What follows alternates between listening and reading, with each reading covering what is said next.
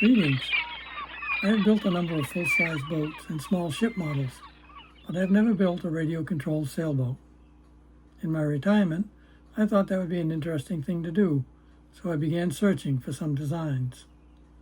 Initially, I fell in love with the aerospace model called Annie. There are several YouTube videos on this excellent design on the Sail Tales channel. However, the Schooner is a large, complicated model that is scratch-built from plans. I'd have to cut out all the individual pieces, find or make all of the hardware needed, figure out the electronics, find a radio system and set it up, cast a lead-weight keel outside in my garage, and sew my own sails. The rigging and running gear is realistic and complex. It looked great, but it was just too advanced for me. So I searched for something more basic for my first RC schooner. Eventually, I stumbled onto the Tippecanoe boats. They make a very popular racing sailboat called the T47, which is 37 inches long. I wasn't interested in racing, but they also made a 47-inch long schooner called the T47 Schooner. It comes as a kit that includes everything except paint, varnish, and batteries. And everything means just that, basically everything.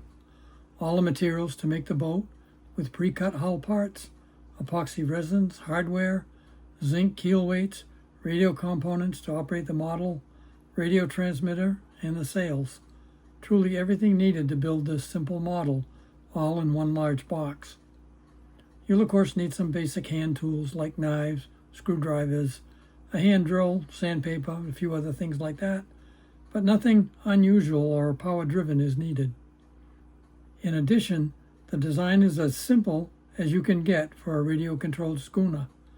The standing and running rigging are reduced down to a basic bare minimum, and it uses no pulleys at all. The deck is totally void of any detail, including no cabins. No do-it-yourself lead casting is needed, and no fancy shop tools. So my wife got me the kit for Christmas, and in mid-January, I began to build it. This is the story of my build. While I ended up building the T47, as I gained confidence, I tended to make things more complicated than necessary. So actually, I ended up building something that in difficulty was somewhere between the original simple T47 and the more complicated Annie from Aerospace. The 75-page building manual that they provide is well written and an excellent guide, making it possible for any amateur to successfully build this boat.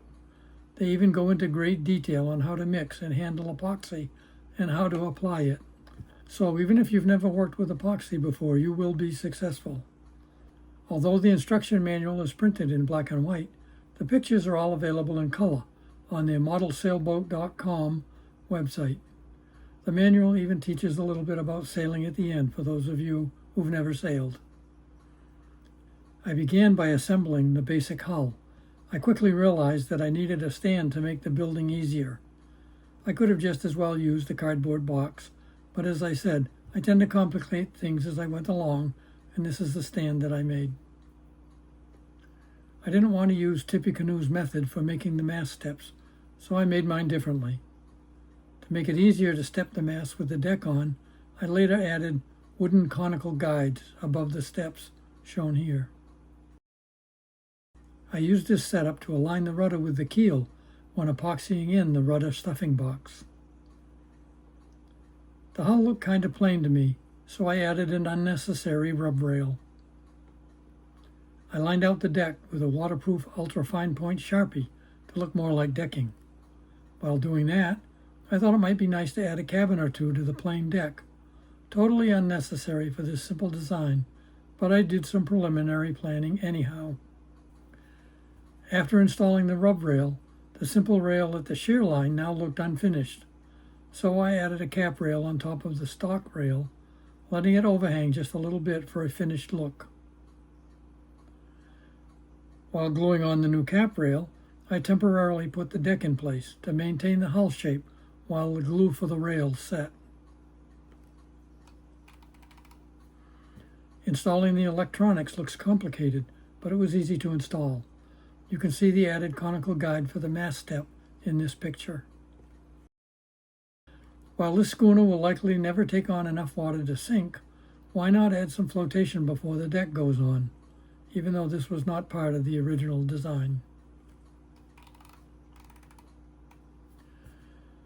The deck plywood was warped, so I varnished it several times on both sides before installing, all the while holding it flat each time until the varnish dried. It did help a little, but I really don't think it was necessary. The deck is installed permanently at this time.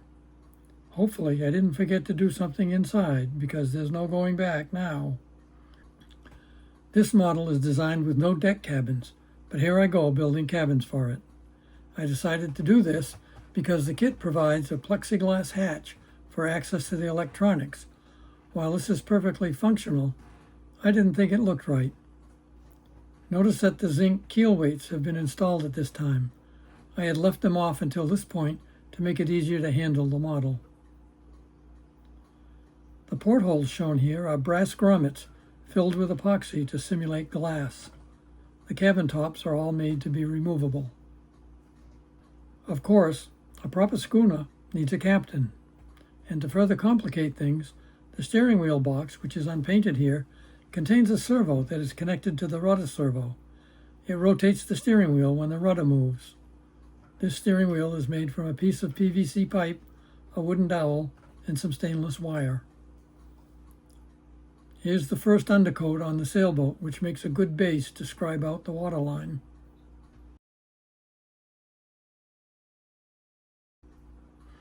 I got thinking about the gaff rigging, which uses a single line for support and no pulleys. I prefer the look of the more traditional Z configuration, but that is more complicated and should have pulleys to look right, so I set out to make some.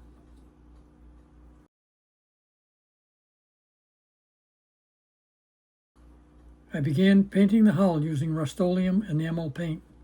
This is the first coat over the primer. This is the second coat.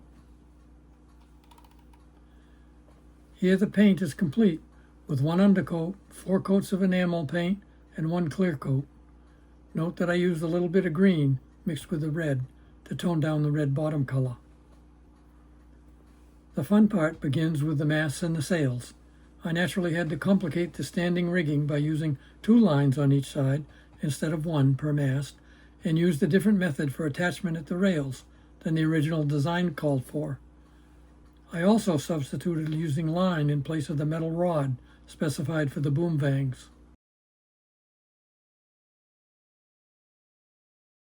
Here she is, all rigged.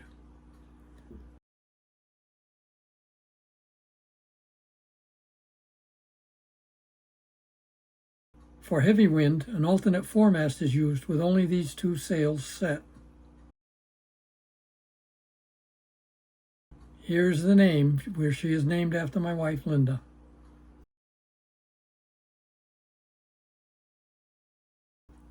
So here she is, all done and ready to go.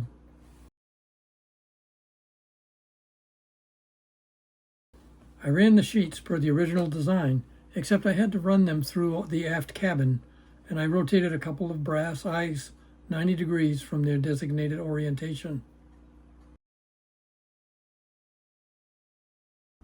For some reason, I thought it would be good to make the bowsprit removable, so I made some changes in the bow area to accommodate this complication.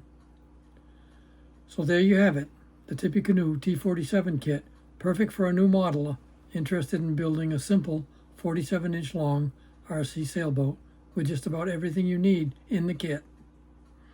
The 75-page instructions were extensive and easy to follow.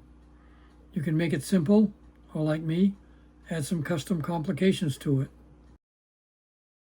Sea trials are soon. Stay tuned, and thanks for watching.